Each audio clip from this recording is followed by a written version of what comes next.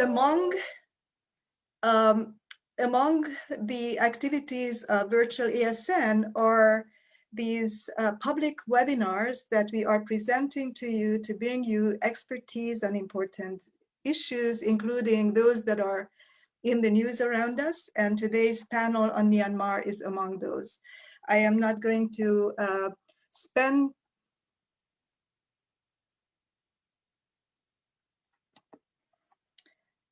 Hello, everyone.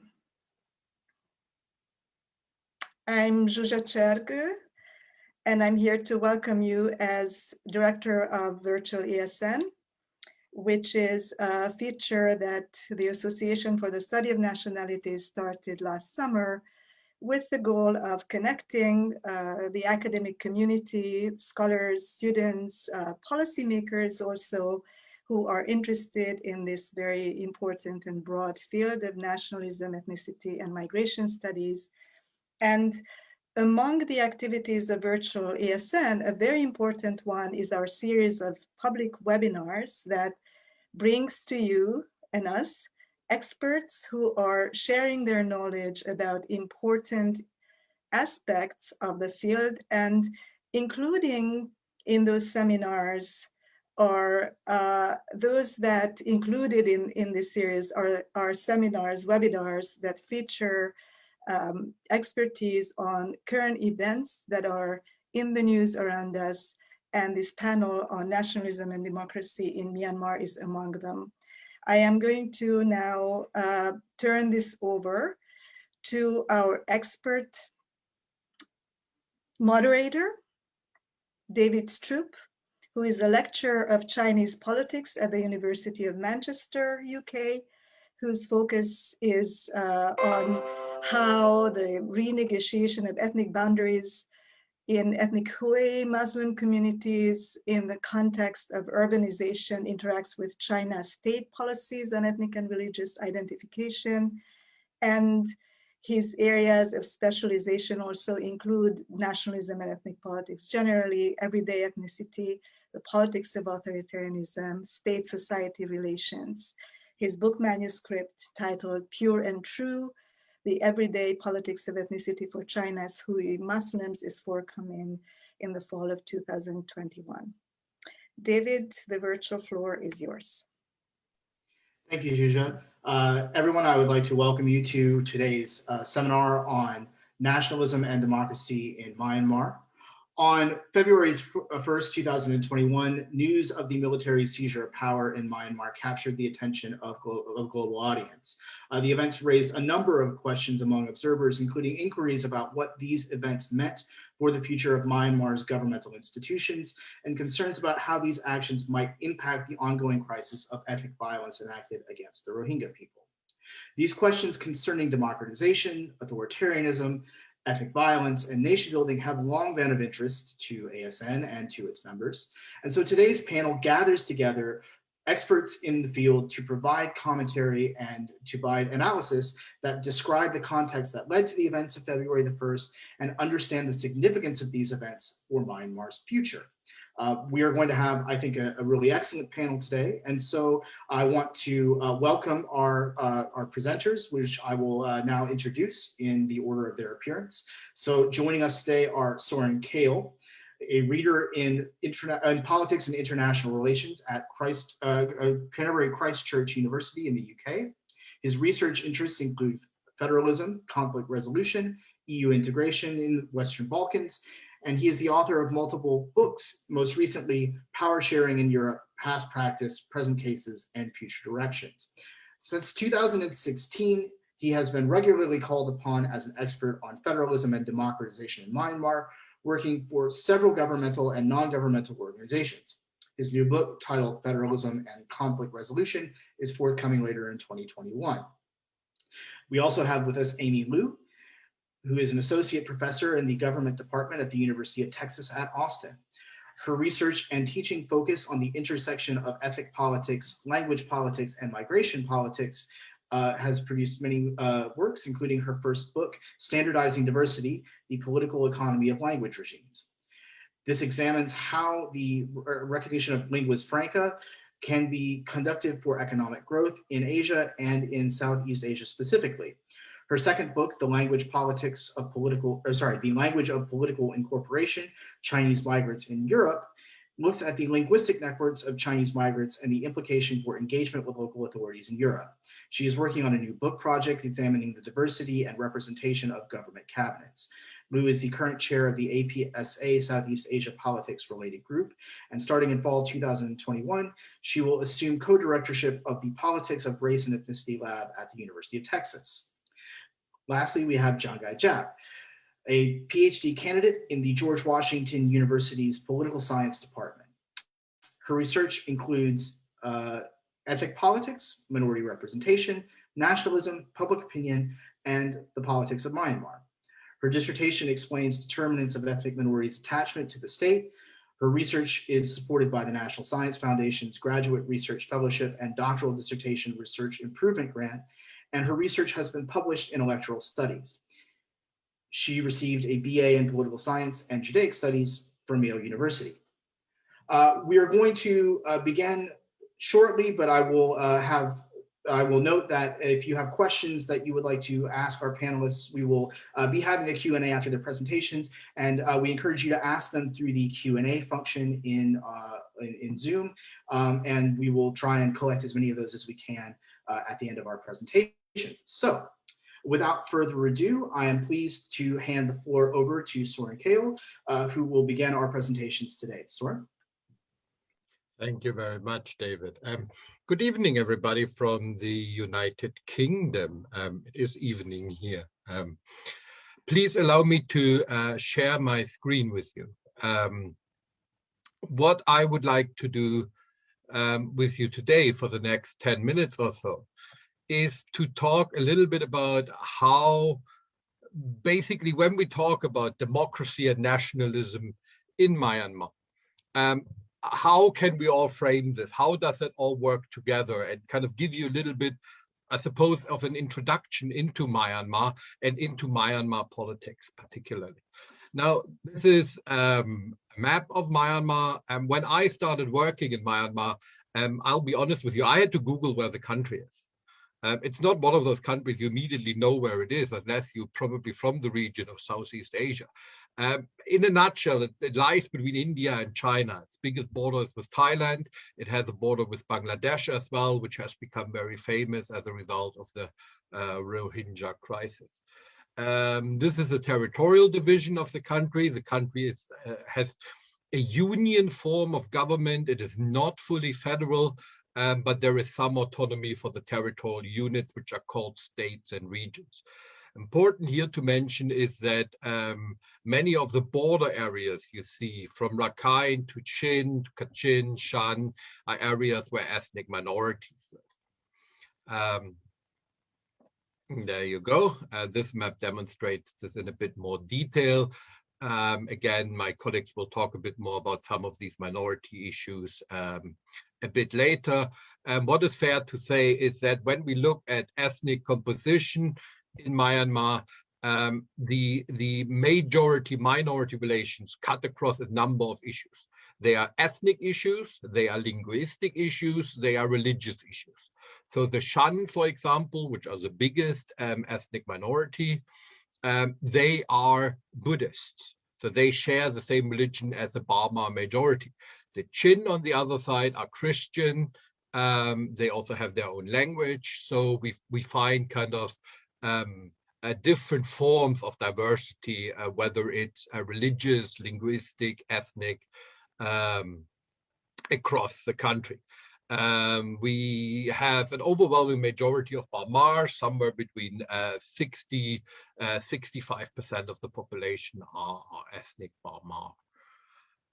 Now, when we want to understand what is happening in Myanmar since February 1st, we need to understand a number of key dates in Myanmar.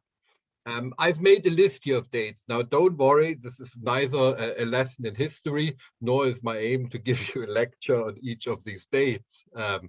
But I think what is important when we look at Myanmar is, the first thing is the military coup we saw on the 1st of February 2021 is by far not the first coup in Myanmar.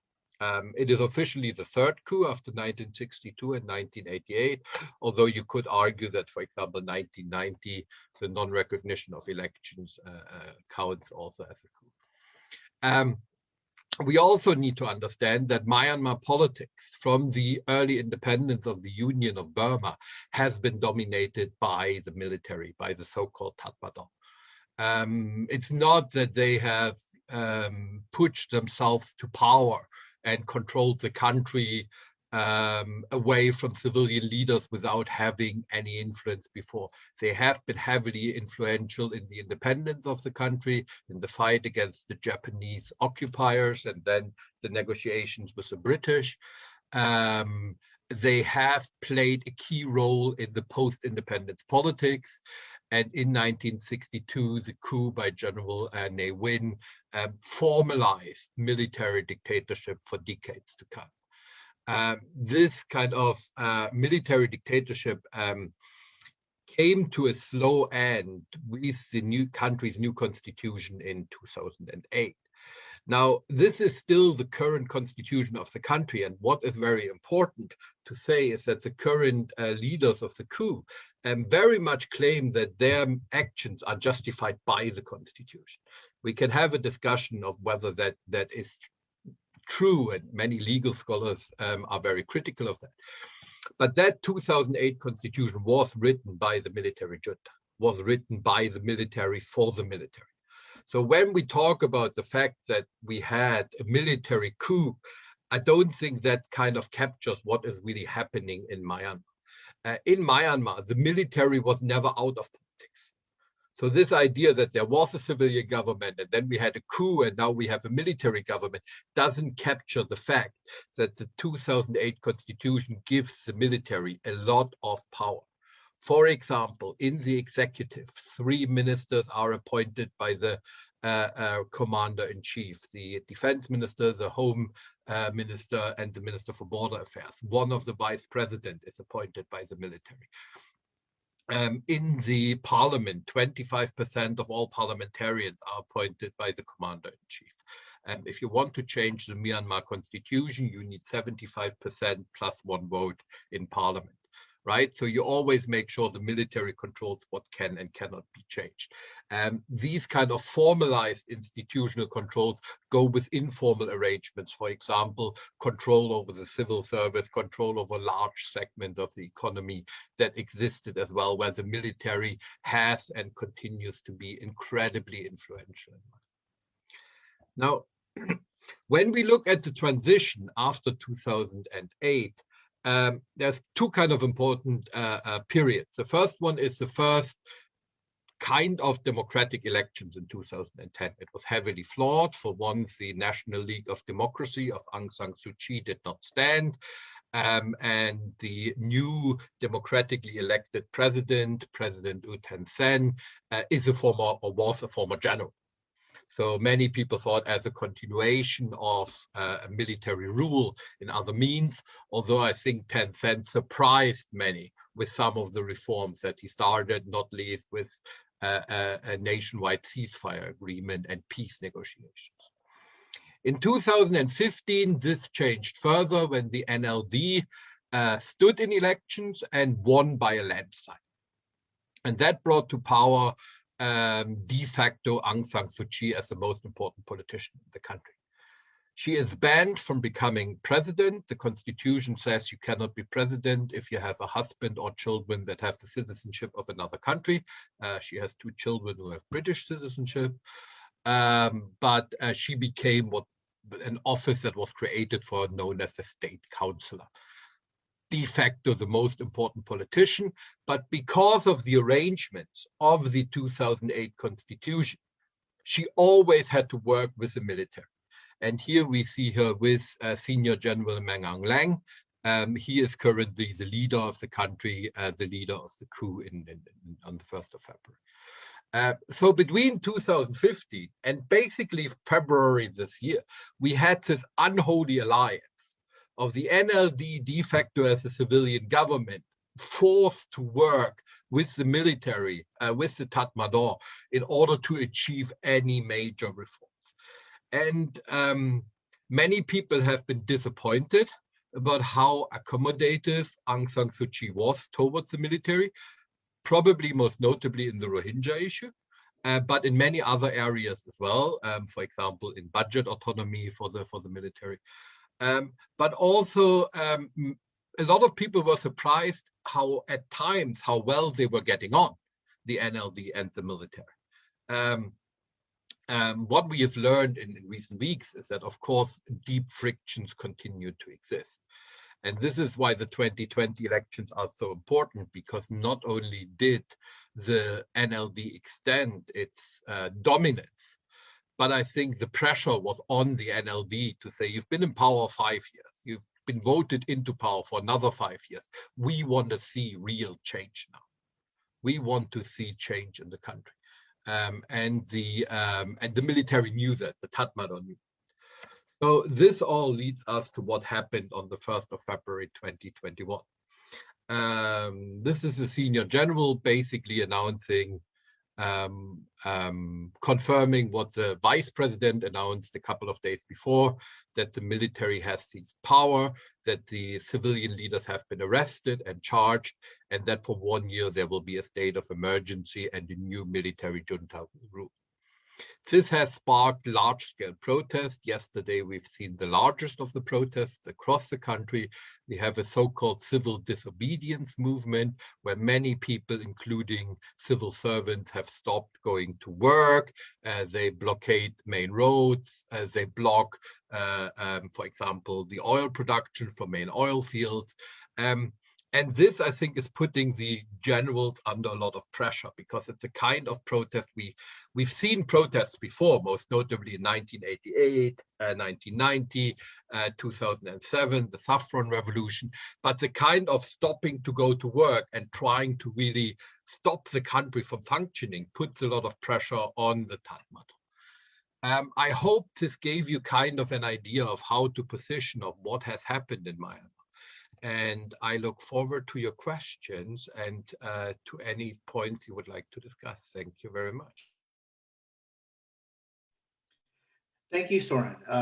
We are going to now turn to Amy Liu, who is going to introduce some discussion of representation in Myanmar. So I will yield the floor now to Amy. Thank you, David.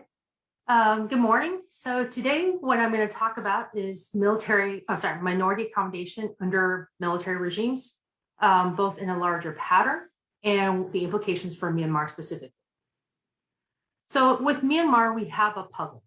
On the one hand, the military has claimed that the reason for the coup is in part that the current electoral system and the NLD has ignored ethnic minorities. And therefore, the electoral system needs to be revised so that the country as a whole can properly accommodate all minorities. In this case, we would expect ethnic minorities to be accommodated by the military. However, we also know from the political science literature that military regimes generally do not support ethnic minorities. There is both a supply and a demand side to the story. Even when countries have very inclusive militaries and they draw from their diverse populations, at the end of the day, it is often men from the hegemon group that get promoted up the military ranks. And so when you have a government that is controlled by the military junta looking to appoint officers into the cabinet, that there is actually a lack of diversity in the supply pool of who they can draw from. There's also a lack of demand or diversity in demand. Militaries generally are not very tolerant of ideas that deviate from their nationalist ideologies. So given that these two tensions are competing with one another, what I'm going to look at today is what we're going to explore is what is the likelihood that minorities will be accommodated by the military, by the Myanmar military junta, and if so, in what capacity? And I'm going to draw on some of my ongoing work and some of my past work. So the first one I want to talk about is government cabinets. This is your executive. Do military regimes accommodate ethnic minorities more in government cabinets? And so what I did was a painstaking project of looking at all Asian countries from 1960 to 2015, where we coded for the ethnic identity and the gender of each cabinet minister. I then calculated the raw and weighted percentage of minorities in each country year cabinet. So we can have a percentage of just how diverse each cabinet was in each year. So let me just show you some figures. This is the trend for Southeast Asia from 1960 to 2015. Here, Southeast Asia does include Bangladesh and Taiwan as well. And so we see it just kind of hovers between 10 to 20%. And to give you some context of what this line looks like, here is Central Eastern Europe and the former Central Eastern Europe, and the former Soviet republics, minus the 5 Central Asian countries. And so what we see is that in the 60s and 70s, Southeast Asia was less accommodating than Central Eastern Europe and Eastern Europe. But I should point out that the Central Eastern Europe numbers are higher because they are driven by the Soviet Union and Yugoslavia. And then, as a point of contrast, there is the United States, which has for a long time been quite not accommodating of minorities in the government cabinet. So if this is the trend for Southeast Asia, let me pull out Myanmar and show you where Myanmar fits. So Myanmar is not, Myanmar does not do that well. And with exception of a couple of points, it is generally hugging the 0% line. But Southeast Asia is more than just Myanmar. So Southeast Asia has had 3 countries that have been ruled at various points by a military junta. So if we pull out those 3 and then we separate those that were ruled by the military from those that weren't, what we actually see is that the patterns, while they do fluctuate over time, they seem to be on average very similar over time between the 2 types. And so let me return back to Myanmar. And the first one I want to situate Myanmar against is Indonesia. Indonesia was under a military regime, a military/party regime under Suharto between 1965 to 1998. And what we see is that Indonesia has been much more accommodating of its ethnic diversity than Myanmar, especially in this block in the middle, where I don't have a box.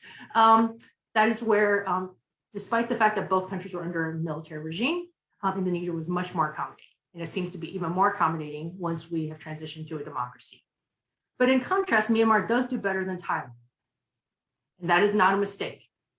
Thailand hugs the 0% line. The 2 little peaks that you see pop up are the 2 periods where there have been true civilian democratic elections.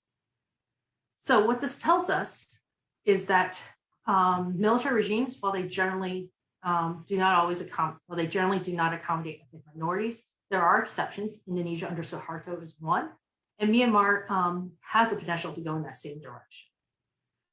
So it's one thing to have descriptive accommodation on the front end, who's representing you in politics. What about what comes out the other end?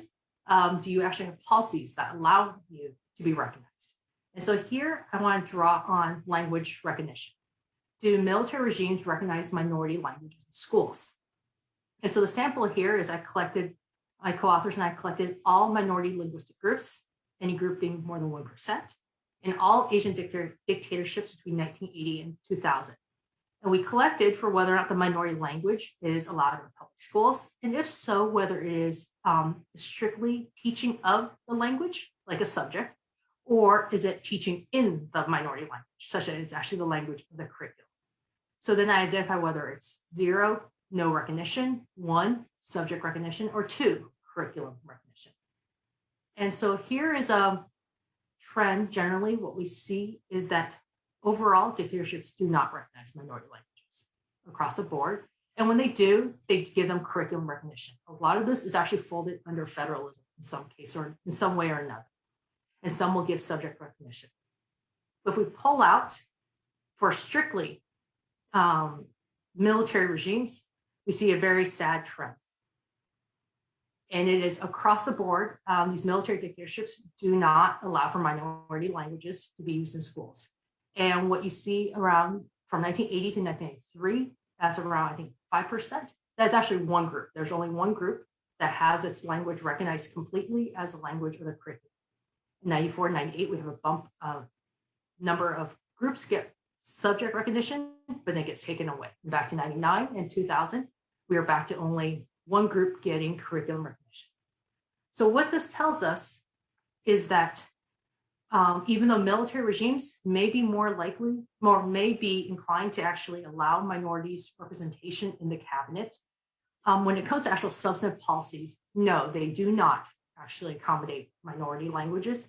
And in fact, a linguistic group is up to 37 times less likely to be recognized in a military regime than a non-military. And so this is my prospects for Myanmar. The minority, even though the military regime has claimed that it is making these changes to support ethnic minorities, there is some questions to be asked. Thank you.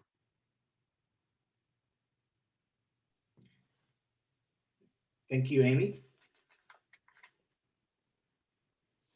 I think now we are going to turn to Jangai, who will round out our presentations and bring us to the start of our Q&A. So Jangai, the floor is yours. Okay.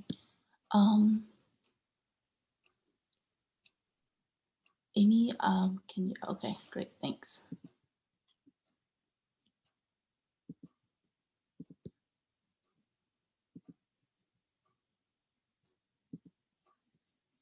Okay, so in this last segment, I am going to offer a series of observations, mostly micro-level observations relating to nationalism and the struggle for democracy in Myanmar. So these observations, they will suggest that for ethnic minorities in Myanmar, issues relating to identity politics, ethno-nationalism, self-determination, and racial ethnic equality are at the very center of how they view what's going on in Myanmar right now, their reactions to the coup, and their decision-making processes in whether or not they should get involved in the anti-coup protests at all. So as has been mentioned, there has been three coups in Myanmar, one in 1962, one in 1990, and one right now in 2021. And there has been two really large major pro-democracy uprisings. The first one was in the late 1980s and the early 1990s, and the second one is unfolding as we speak. My first observation is that ethnic minorities are significantly more involved in the pro-democracy movements right now than they were in the previous uprising. So in the previous uprising, the ebb and flow of the pro-democracy movement was primarily happening in the urban areas. So cities like Mandalay, Yangon, which are in the areas of the country where the dominant local population is Bama, the ethnic majority. So that is not to say that the pro-democracy movement was completely absent in the minority areas back in 1990, but there is significantly more protests and collective mobilization in the ethnic minority areas today. So I want to share this map. This map shows the townships of at least one confirmed anti-coup protest happening in Myanmar as of February 17th, so just yesterday. And what we see is that that is happening in almost every township, nearly all the townships in Myanmar, except for a handful of townships in northern Myanmar, in Kachin state, this is in ethnic minority areas, a few townships in Shan state in the eastern area, this is also ethnic minority areas, and a few townships in western Myanmar in Rakhine state. So you might, think these are just really remote townships, so they might be off the grid, so people are unable to mobilize because they don't have access to social media, internet, mobile devices, and so on. But what's also interesting about these townships is that these townships are also where the USDP, which is the rival party to Aung San Suu Kyi's NLD party, so this party, USDP, is also the ally party to the military. It's a military-backed party. So these are the townships where the USDP performed really well in the 2015 and the 2020 election. So it's also possible that they are not participating because these are really stronghold areas for the USDP. And it's also important to note here that the USDP, the military-backed party, performed really poorly in the predominantly Bama area. And the only areas that they seem to have performed really well were in the ethnic minority areas. So although the ethnic minorities many more are involved now in the protest, it's also important to note that the nature of ethnic minorities' involvement this time around is different. So in the previous uprising, the leaders of the anti-coup protest, pro-democracy movement, they were primarily Bama, the ethnic majorities. And generally speaking, the movement was behind the NLD, the National League for Democracy, which is Aung San Suu Kyi's party. And the pro-democracy movement and the NLD, they were essentially synonymous. So ethnic minorities who wanted to get involved, they were more or less united behind the NLD leadership. Today, though, the pro-democracy movement is much more diverse, and the ethnic minorities are very hesitant, very reluctant to fall in rank behind the NLD leadership. And so they are also challenging this notion of NLD-centric, Aung San Suu Kyi-centric democracy in Myanmar. And they are also challenging the Myanmar society to think about democracy and political progress in the country beyond Myanmar and beyond NLD and Aung San Suu Kyi. So I want to share a few photographs at this point. So these are taken just a few days ago. The left one was taken in Yangon, the largest city in the country, and the right one is taken in Mandalay, the second largest city in the country. And I also want to share another set of photographs. These are taken in ethnic minority areas. So this left one was taken in eastern Myanmar in Shan State, and the right one, it is taken in northern Myanmar in Kachin State. So the biggest difference that you will see in these two sets of photographs is that in the first set of photographs, there were a lot more red. A lot of red is associated with NLD in Myanmar. And we also see NLD symbol, the NLD flags, and a lot of Aung San Suu Kyi photographs. But in contrast, in the second set of photographs, what we see is a lot less red and a lot more ethno-national symbols. So for example, this flag on the left-hand side, this is an ethnic Danube flag. They live in Shan State. And these the photographs is a bit small, but the flags that you see right here on the right-hand side, these are Kachin ethno-national flag. And this is a protest that happened in Myitkyina, Kachin State. And we also see a slogan right here that says, "We want self-determination." And this brings me to my second observation. That is, in the current pro-democracy movement, the demands being made by the mainstream and the Bama, the ethnic majority, and the demands being made by the ethnic minorities, they are substantively different. So take a look at these slogans that are commonly used right now in these protest rallies. The left-hand sides, these are the slogans that are used in the mainstream, rallies and protests, and the right-hand sides, these are being used in the ethnic minority areas and the rallies that are organized by ethnic minorities.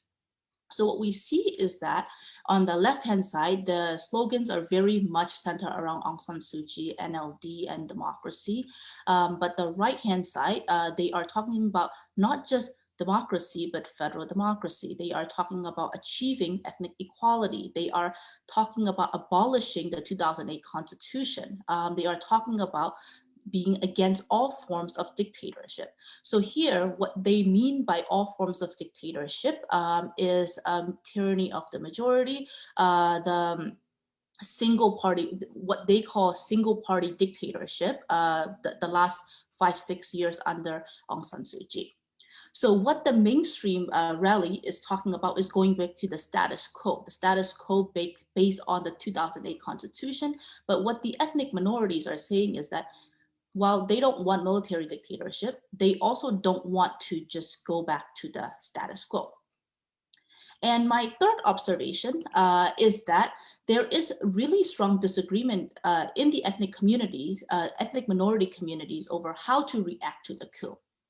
So first, the ethnic minority communities, they are pretty split over whether or not to speak out against the coup and engage in the anti-coup protest. Many view the coup and the ongoing crisis as a Burma problem, not our problem. And the rationale is that their place in Myanmar, their access to political power in Myanmar is going to be more or less the same, whether the NLD or the military is in power. So they are wary of putting their lives and their livelihood on the line. But many ethnic minorities, particularly the young people, are organizing protests, and they are urging others to join them as well. And this debate whether or not to get involved is intense, and it is still ongoing as we speak. And this is a picture taken just last night. So we can see a stamp, the timestamp right here, February 18th. And this is the scene that is happening in Myitkyina, Kachin State just a few hours ago. So for ethnic minorities, right, do we put ourselves on the line, our lives on the line for something that may not have a positive return for us? Is a very intense debate. Relatedly, the second issue is whether or not to collaborate with the coup makers. So the junta has already offered positions to the in the national and the regional level councils to the ethnic minority leaders, and many ethnic minority party leaders have already declined these positions, but several ethnic minority leaders have defected and accepted these positions. And this collaborating with the coup makers, this is also a very intense and ongoing debate in the ethnic minority communities. Some say that this is complicity with the coup makers, but other argues that we need to do what's best for our ethnic group, and what's best for the group is more access to power. So if the new regime is offering that, then sure, we should seize the opportunity. And lastly, my final observation is about the inter-ethnic relations in Myanmar. So recently, there has been several instances of out-group blaming and public shaming across ethnic lines on social media. But I also see positive development in the midst of ongoing protests and civil disobedience movement. Many Burmas, particularly young people, are calling attention to the armed conflict in the ethnic minority areas and the oppression that ethnic minorities, including the Rohingyas, have experienced and continue to experience in Myanmar. And they are also calling attention to how Burma ordinary citizens have repeatedly failed to stand with the ethnic minorities against the military. So these conversations on social media, they may be opportunity to reset inter-ethnic relations between the ethnic majority and ethnic minorities in Myanmar. And the final thing I would say is that these observations that I have presented, they suggest that ethnic politics can complicate the prospect for democratization in Myanmar, but they also suggest that there are potential and opportunities for building a more inclusive Myanmar. Thanks.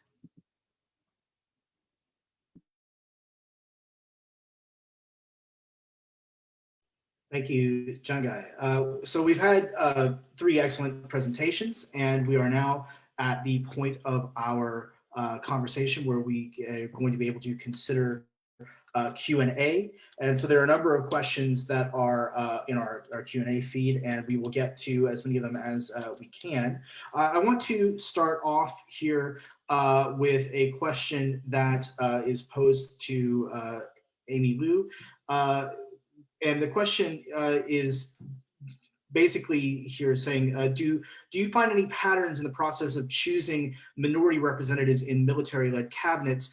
Might one assume that the minority reps that get elevated to such positions are chosen in part because of their willingness to be co-opted or not be particularly active minority actors? Thank you very much for this question. Absolutely, I think there is a pattern. But if you are a dictator, you certainly want to, if you are going to co-opt an ethnic minority, you certainly want to co-opt one that is co-optable versus one that's more radical. But I should point out this pattern of co-opting a more moderate, seemingly moderate ethnic minority is not a phenomenon specific to military regimes. We see this as well with civilian party, hegemonic party leadership as well. CCP in China is a good example of this. So it is not this is certainly not a military regime phenomenon. But for sure, you want to, the dictators, the leadership always want to co-opt the more moderate ethnic minorities. The other part in the process of the pattern and who they co-opt is also where they end up placing them. So I've talked about it as if all the cabinet positions are equal weighted, they're equally important, but they're not. You certainly do not want to put an ethnic minority in charge of interior or defense. And related, you don't want to put them in charge of education. You want to be able to control the national narrative of how the state is portrayed in civic education. And so frequently where these minorities, when they do get appointed, they often go to very, very low rank posts like health, women's services, minority, or the most token one of all, minority affairs. They may get transportation, but they rarely ever get the very top. And they certainly do not get deputy prime minister. Thank you, Amy. We're going to move next to a question for Soeren. The question is, in a contemporary Southeast Asian journal, there is an argument that there was a distinct confusion as to where the power lies in the democratic structure of Myanmar since 2011. Do you think that the vast amount of ethnic minorities perpetuated the struggles that the NLD had in attempting to accommodate the ethnic groups? And was this a reason that the Tatmadaw used in order to perform this coup? Okay, thank you very much. I mean, first of all, again, I would be very hesitant to talk about, 2011 democratic structure in Myanmar. I think the country has never been a full democracy. In fact, even before the coup, Freedom House classed it first as partially free, and then in the wake of the Rohingya crisis, classed it as not free. So this idea that it was some kind of democratic, it had elections and it had a democratic government, which was severely hampered in its way it could act, and at best it would qualify as a defective democracy. At worst, you could argue the most important person always remained the commander-in-chief, because ultimately no major decision could be taken without the approval of the army. In terms of the relationship between the NLD and ethnic minorities, that's a very complicated relationship. Many ethnic minorities were very hopeful of the NLD. They saw the NLD, and that includes both ethnic political parties, but also the so-called ethnic armed groups who've been fighting against the government from various groups. They saw the NLD as a natural ally. They said, we have a common enemy, which is the Tatmadaw, but also we have a common struggle. That struggle of self-determination, of democratic decision-making, of basically liberating the country from the decades of military rule. Many ethnic political parties and ethnic armed organizations were very disappointed by the NLD. And there are reasons for that. The NLD did not make much progress in the peace negotiations. That's, I think, probably the biggest one. I have spoken to leaders of the ethnic armed organizations who will not openly, but in one-to-one talks will tell you, we wish that, the Tencent government, so the former military government, would have stayed in power, because with them we could make progress, which we couldn't with the NLD. The other thing is that although the NLD was a natural ally, its reaching out to ethnic groups was never felt as being genuine, was always felt as we co-opt you, but under our rules. And the NLD, in some respects, took on majoritarian policies. They put in place chief ministers in some states where ethnic parties played an important role, whether it's Rakhine State, whether it was Shan State. The NLD put in place their own people, and many ethnic groups were quite worried about that. So that brings us to the point that Jangai mentioned, that the ethnic groups are divided over the coup. I have a good friend who posted, of course, I'm against military dictatorship, but that does not mean that I'm for Aung San Suu Kyi. Right? I can be against her as well. I just, so they are very much split. You can't do anything about the ethnic diversity of the country unless you believe in ethnic cleansing or genocide, right? I think the problem that the NLD really created for itself is that it tried to accommodate the military rather than working with its natural enemies. And that in hindsight, and hindsight is a great thing, but that in hindsight probably was a mistake. Thank you, Soeren. We now want to turn to a question for Jangai Jap.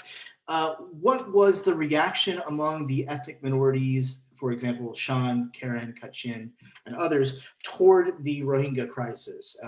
And sort of building on that last answer that Soeren was giving.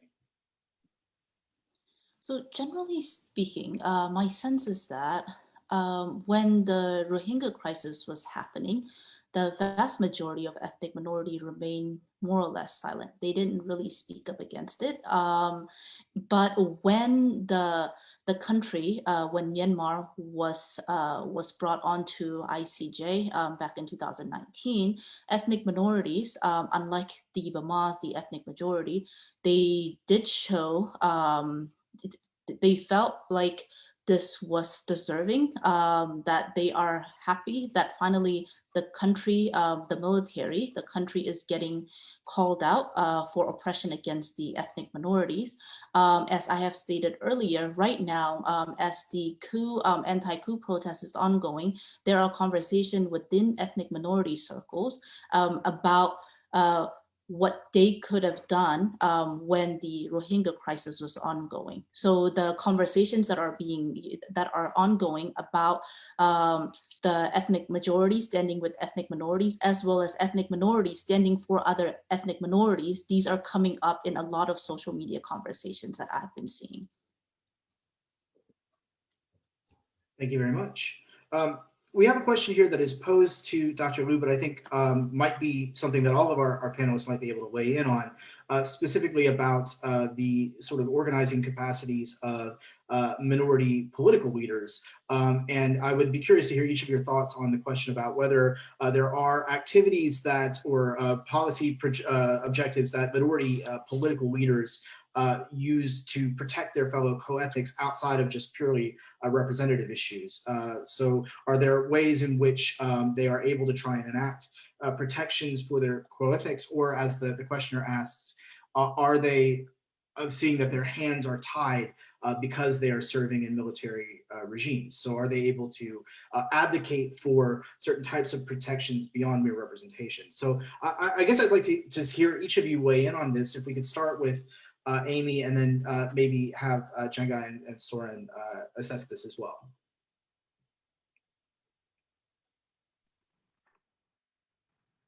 I think you can't. You have to be able to still protect the language. Otherwise, if you get rid of language, you've effectively killed the culture over time. The group just ceases to exist with its distinct identity. Language is what gets used to connote cultural traditions, historical narratives, so forth. And so I think it is almost impossible for a minority group leader to protect their minority group, especially if it's a minority group with a distinct language.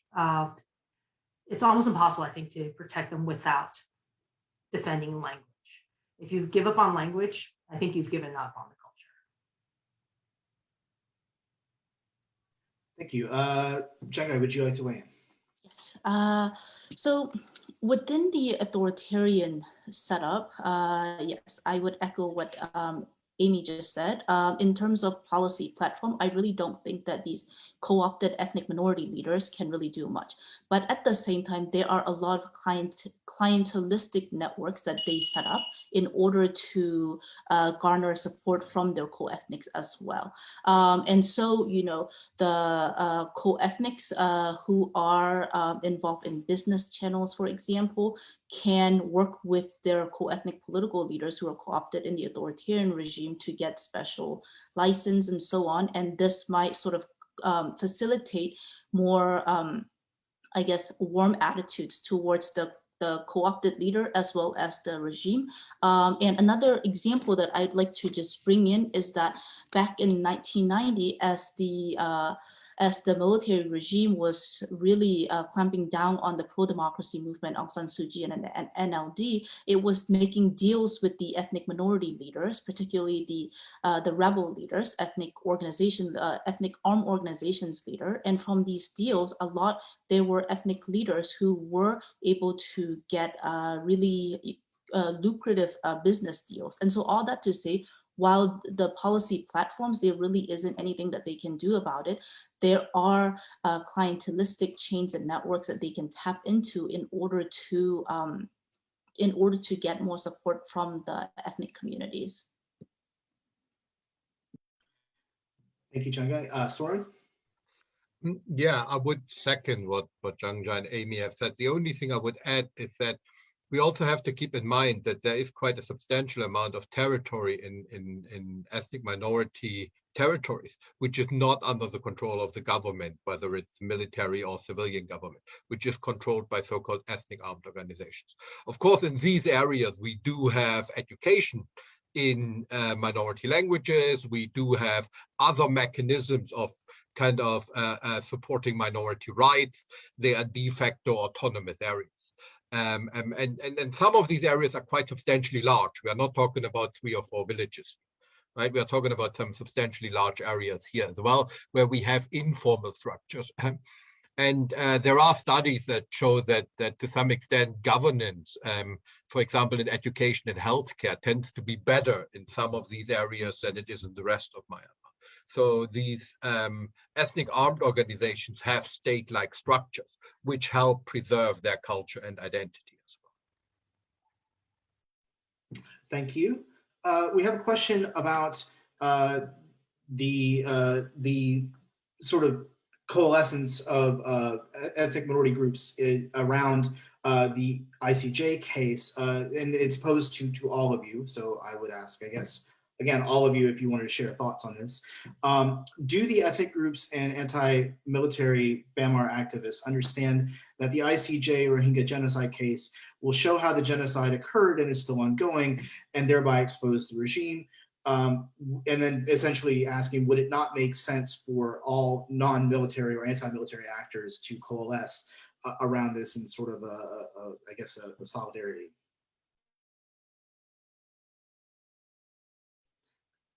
Anybody who would like to respond to this question, you're more than welcome.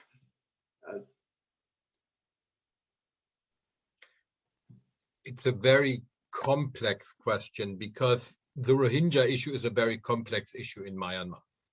That has to do with the fact that it's not just a conflict between the Myanmar Tatmadaw, the military, and the Rohingya, but it has other societal dimensions, for example, between the Rakhine population and the Rohingya in Rakhine state, which also play an important role. And many of the ethnic Rakhine supported and in fact engaged in the actions of the military and in the ethnic cleansing. So this is not like, oh, here's the Rohingya and all the ethnic groups do rallying around the flag and supporting the Rohingya. It's much more complex than this. What we have seen is that some ethnic groups have come out and said, we are very worried about the treatment of the Rohingya. And ethnic armed organizations like the KNU said, we understand what's happening because this has been happening to us for the last 60 years. So this is a continued pattern. Does that mean they will necessarily support the ICJ case? You always have to keep in mind internal and external audience, right? And the one thing that most groups in Myanmar and Myanmar people more generally are afraid of is external interference. Although right now that the dynamics are a bit different after the coup, but that plays a key role. And this idea of rallying around the flag in the Rohingya issue is, I think, too one-dimensional. It is not that all ethnic groups have directly spoken out against the Rohingya crimes that were committed in that context.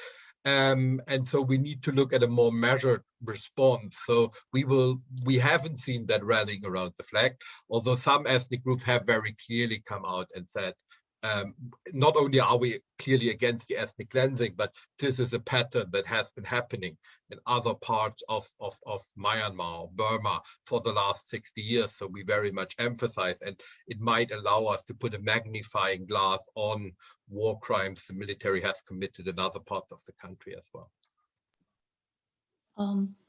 I would just add a couple of points. That is the Myanmar government views the Rohingyas as outsiders, right? as an alien ethnic group. And this really became institutionalized in the previous military regime, the one that began in 1962. So it really wasn't until the socialist, what was considered to be a socialist slash military regime that began in 1962 and continue until 1988 that Rohingyas and other ethnic minority groups from South Asia, the Chinese, are considered to be non-indigenous ethnic groups. And so this is very much just the narrative from the Myanmar government.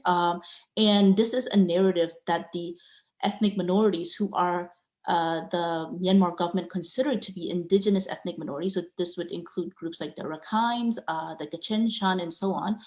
These groups that are considered to be indigenous are not speaking out against the narrative that the government has institutionalized in the previous military regime. Thank you. A question that I think I would like to pose to Amy. In speaking of representation, we often think about sort of representation sponsoring, descriptive representation as being, sort of an important for building a multi-ethnic community. I'd be curious to understand or get your thoughts on the ways in which it might be possible to see this kind of institution building up cross-cutting identity cleavages, if there are solidarities that are emerging between people as a result of this kind of representation, or is that not happening? And if not, perhaps why not?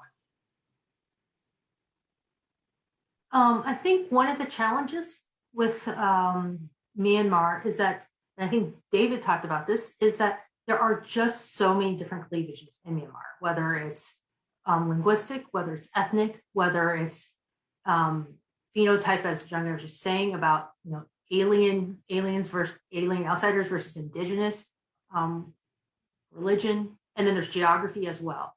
And so whenever you are trying to create these cross-cutting grand coalitions, there's always the risk that some other marker can be used to redraw a smaller group that which people then rally around instead. And so I think in the absence of one that where everyone can feel they are part of without it falling apart, with the absence of that other larger marker, I think it's very difficult for a grand coalition to come together. Thank you. Jangai, we have a question concerning sort of mobilization techniques. And the question is, how has the disrupted internet access earlier this month affected the different messages on social media that have been put out and possibly the organization of rallies? Thanks for the question. So from what I have heard, in terms of internet access, there were internet outages at specific times of the day. So particularly between 1 a.m. and some odd hours in the morning. So this has affected a large population in the country, but at the same time, the people of Myanmar, they are very creative and very resilient. And so I've also heard that they have access to a SIM card from Thailand, neighboring country, and have been using these sort of, internet access in order to continue the mobilization efforts. Thank you. We have a question that is open to all panelists, and I would like to hear each of your thoughts on this.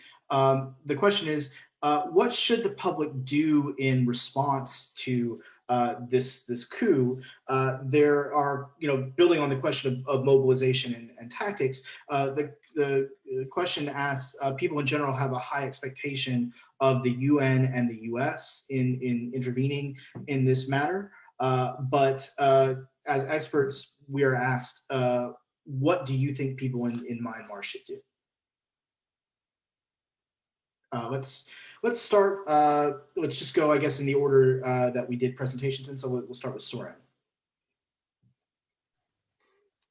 In this question is somewhere between the $1 million question and the very depressing answer. Military coups and protests in Myanmar tend to end violently. Militaries in Myanmar do not randomly step down. They're not randomly giving in to protests. There's no evidence this has ever happened. There's no evidence to suggest this is happening now. The nature of protests is different. The country is different. But I think any hopes of a foreign intervention are misplaced. There are a number of reasons for that, which I think warrant a whole different debate. But I think any hopes for a foreign intervention to protect the protesters are misplaced. And we will have to see to what extent, particularly the people in the civil service, the people in state-owned industries can disrupt the country, because that is a new element of the demonstrations. We've seen mass demonstrations before, mainly led by students, but not only. Saffron Revolution was led by monks. But the fact that we now have large parts of the civil service not going to work, that we have hospital staff refusing to work under a military junta, that builders, that the other day there were pictures of railroad workers blocking the main railroads in the country. That hurts the country and it hurts the generals, right? And that's not the thing you can stop with tanks. That you can't send the army in against. You can send the army in against students protesting, but that thing you can't really get stopped with military violence. So we will have to see how this unplays. The worrying bit is that the army is getting more aggressive in its rhetoric. It is talking about sentencing people. It is talking about changing the legal code. It has released over 23,000 prisoners, cut their sentences short, which many people have interpreted as they are freeing up space in prison for political prisoners. So there are worrying signs there. The level of police and military violence has increased as well across the country since the protest. So there are warning signs. We will have to see, and I'm sorry to be not very upbeat here. Amy, do you have thoughts that you would like to add to that? Sure. So I am going to second Soeren on this being a little on the negative side as well. I don't think a foreign intervention is in the cards. It's certainly not a UN one. I believe China and Russia have both already stated that they will veto any sort of UN resolution or any UN movement into Myanmar. And the other thing that is, Soeren talks about the military getting more aggressive. The other direction that was also concerning is what the NLD itself can do in the meantime. In this past 5 years, it has not actually institutionalized. It has not actually built up a very extensive network beyond a single leader. And so my concern is also that if you remove her from the picture, what happens to the rest of the movement itself? Thank you. Jangai? Yes. So I think it's really difficult to address what I think the people should do, but what is becoming apparent is that the military regime, the coup makers, their strategy seems to be to draw this out as long as possible so that the people, the ordinary citizens who are involved in these protests just become tired, right? And not get involved in the protest movement, the civil disobedience movement anymore. So for example, just last week, the military started snatching people, arresting people at night. They would go to people's houses unannounced at night and then arrest them because they were involved in the protests and so on. And so this really got the people in Myanmar really agitated and really just alarmed. And so many of them, there were two back-to-back sleepless nights for them. And following these sleepless nights, there were fewer people in the protests and the rallies. And so from this, it seems like the military is just trying to use various strategy in order to make the people just drain their energy. That's number one. And number two is as one of the pictures that I've shown, the picture where there's a lot of military strength in Myitkyina. This is happening in Myitkyina and also in certain parts of Yangon as well. So the military is really flexing its muscle. And this is also turning people, the ordinary citizens, to encourage each other now, not to go to the protest, to protect themselves. So this is certainly something that I've been seeing from Myitkyina. They are still in Kachin State, they are still participating in these protests, but at the same time, when they see these military tanks, military strength coming into their town, it's understandably so, they are scared for their life. And the third thing I would mention is that, this is what we are seeing in the media, the protests, the rally, civil disobedience movement. Yes, this is all ongoing, but in the background is, or for a lot of ordinary people, their life still goes on. The market still is, they're still going out to the market, they're selling vegetables, people are still visiting these markets, like life is still going on behind the scene. And so it seems to me that the military strategy is just to draw it out as long as possible until this becomes the new normal for the people of Myanmar. Thank you. One thing that I would like to ask here, taking chair's prerogative a little bit, is to think about situating the situation in Myanmar amidst the larger picture of the regional dynamics.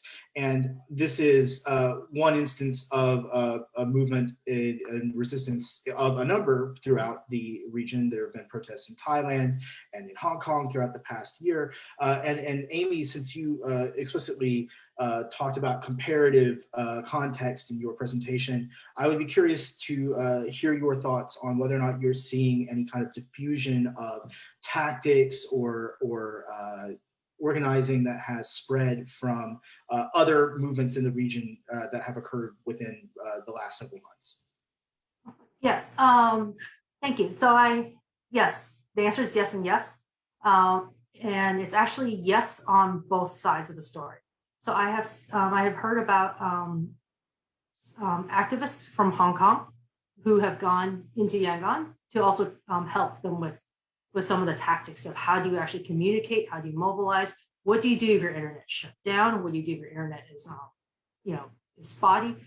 There was a lot of discussion about training about how to mobilize your resources, get crowds to turn out, so forth. But then I also know that there's also been discussions between the Burmese military, the Myanmar military, and the Thai military as well, their strategies. And so I think you're right, that there's a lot of learning, there's a lot of policy diffusion, but it's actually happening at both sides for both actors. We have a question for Jangai, which is, isn't self-determination a dangerous claim to be making at a time of military retrenchment? If so, what explains the willingness to use this language now? Is this narrative tied to any type of secessionist claims that would give the military an excuse to crack down and prevent secessionist precedent setting? Great, that's a fantastic question, and the answer is of course very complex. The using the self-determination slogan, this is also really there's strong disagreement within ethnic minority communities in using this slogan. Some people are using it, several others are not using it, and then in terms of the ethnic rebels getting involved, this is something that not only the ethnic minorities, but also the ethnic majorities have been pointing out. Many of them on social media have asked, why are the ethnic armed organizations not getting involved? And at the same time, the ethnic organizations, several of them have been very slow in putting out even statements about the coup. For example, the Kachin Independence Organization that is operating primarily in northern Myanmar waited until yesterday, I believe. Yesterday or the day before yesterday, a good two plus weeks to put out its statement. And so there is, all these the demands, expectations from ordinary citizens, ethnic minorities as well as ethnic majorities for what the ethnic armed organizations should do. But there is also concern on the ground that if the ethnic armed organizations were to come into the cities to defend these citizens, then this would give the military even more justification to come into the city and essentially continue this coup essentially. So yes, there is people who are asking for more show of strength and solidarity from the ethnic armed organization, but there's also really strong concerns about the negative implication of that. Thank you. There's been some conversation about international involvement or international reaction to what's been happening. And I'm going to pose this question to Soeren, since you've mentioned it in your answers. The question is, do you see patterns of quiet support for the military by international players, such as countries that trade with Myanmar, particularly in arms and other things? Thank you. The answer is again, it depends. We are seeing countries and companies which are very clearly cutting their links to the Myanmar military. Now, in order to understand what's going on here, we are not just talking about weapons trade deals, right? The Myanmar military and people associated to the Tatmadaw control the two biggest economic conglomerates in the country. And these conglomerates trade with kind of everything, right? From jade to oil to beer, you kind of have everything and everything in between in there, right? And for example, numerous Japanese companies have come forward and said, we are going to cut our links with these conglomerates because basically they are against the values that we stand for as a company. Many other, including Western companies, have not done that. Right? They're kind of the feeling in the business community is, let's sit back and wait. Let's see what will happen. Let's see what unfolds. Obviously, the only sanctions that have been imposed have been by the US, and I think today the UK followed, but targeting specifically people. The UK announced today that it will stop all of its programs in Myanmar, except those that provide aid relief for the poorest in the country. So in the European Union, this is a big debate. So when you look at countries like Germany, I was in discussion with some people there, they are now thinking about what can we do. Simple trade sanctions is not a solution because it would possibly target the wrong people. But at the same time, we have to do something. If we take a military intervention off the table, we have to do something, right? But how do you do that and untangle the military from the wider economic system is very, very difficult. And at the moment, everybody who's not doing anything is basically indirectly becoming complicit in the military regime. Final sentence, of course, the military sales, the weapon sales and military agreements that have been put in place by countries, particularly like China and Russia, these are ongoing, and neither of these countries have said they will stop. Thank you. I think we have time for basically one more question that we will have here, and I want to sort of offer it as an opportunity for each of you to offer some final reflections as we leave. I would be curious, for many of us, this is not a subject with which many of ASN's members, due to sort of a regional focus, would be intimately familiar. And bringing your expertise to this conversation, I would be curious to hear what you think are things that we should look for in the next year as this situation develops. What are signs, factors, indicators that you would pay attention to? What should we pay attention to as this situation evolves, and how should we continue to watch this? And I think probably what I would like to do is just finish in alphabetical order by last name. We've been talking about how we're big fans of alphabetical order here. So JKL, let's go with Jangai, then Soeren, and then Amy will give you the last word. Okay. Great, thanks.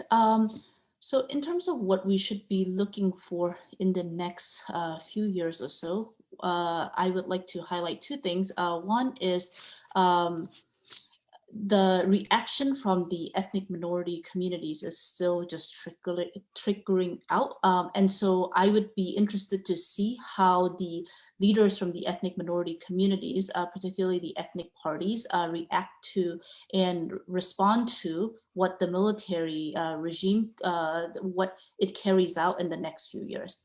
And the second is negotiation between the military regime and the ethnic minority, the ethnic armed organization. So this is something that the negotiation, a ceasefire talk, is something that the military the regime tends to do when there is when they are just starting out a new regime. This is something that they did back in 1990. This is something they did back in 1962 as well. And when the deals were brokered in 1990, in the early 1990s, it worked out well for a few of the individuals in the ethnic armed organizations, but not so much for the ordinary citizens. So for example, I'm sure some of you are familiar with the environmental disasters that are happening in Myanmar. And a lot of this is a result of the deals that was brokered in the early 1990s that gave lucrative deals to various individuals and so on. And so the military has already expressed intentions to begin these talks with the ethnic armed organizations. And so I'd be really interested to see how they incorporate, how these talks proceed, and if they are able to incorporate the ethnic armed organization leaders into the structure that they are building right now. Thank you. Soeren? Yeah, I would kind of, I'm going to follow Jangai's idea. I'm going to top it from 2 points to 3 points, the short, the medium, and the long term. I think the short term really is a question of, will we see an increased level of violence? Will we see basically a shutting down of the protests as we've seen in 1988? I think that's a short thing to look out for. More medium term, I think the key question will be, is this a 12-month thing? Right? The Senior General Mang Aung Hlaing keeps reinforcing, we are only going to be in power for 12 months. We will prepare new elections. We will head over to a civilian government. Now, according to the Constitution, he can extend the state of emergency twice, 6 months each. So at least legally, they can ensure another 12 months of power if they wanted to. If he moves away from that promise, we are completely leaving the sphere of the 2008 Constitution. So that would open up both opportunities, but of course also challenges of a new long-term military regime. Finally, in the long term, I think a key question is a point that Amy has raised. What will happen with the NLD? Now, independent of whether Aung San Suu Kyi will be trialed, will be put under house arrest or sent to prison again, we do need to keep in mind she is 75, I think. So she is, she's not going to be around forever. What happens to the NLD once she's gone? There's nobody there to replace her yet. And the party is very much still a party led by a leader. The other thing is exactly the point that Jangai has mentioned. The military at the moment is very keen to push forward with the what's called the Union Peace process, or the Union Peace Conference. And that might be in all the depressing and sad things we've talked about today, that might indeed be a window of opportunity, that the military can make agreements with the ethnic armed organizations and move towards some kind of agreement of federal union. That, of course, has to go in line with democratization. I think there is a chance in there. I don't personally think it's particularly likely. Thank you. Thank you. Amy, would you like to have the last word? Sure, thank you.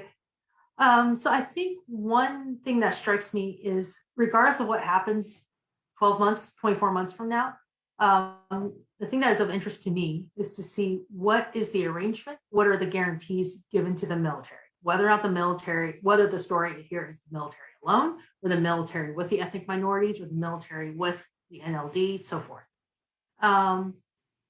No military regime, no authoritarian regime, no dictator wants to step down and give up power willingly, without in the absence of some sort of goodies or concessions or reassurance of they do not want to step down, give up power, and then be immediately tried for what they have done, for all the atrocities and all their crimes that they committed while they were in office. And so what will be interesting to see is what type of deal, whether it'll be interesting to see if the military stays in, whether or not the military stays in power.